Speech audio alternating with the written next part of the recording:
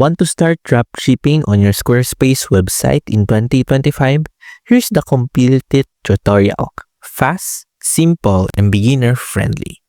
Open your Squarespace dashboard and head to the settings and then extensions.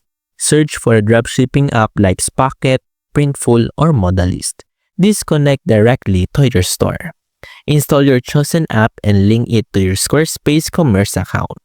Now, browse products from your supplier. Choose items with fast shipping and good profit margins. Click Add to Store and customize each product's title, price, and description to match your brand.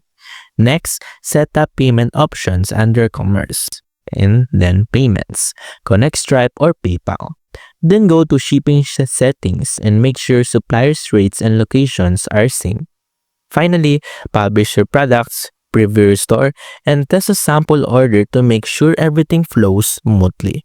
And that's it, your Squarespace dropshipping store is live and ready to sell.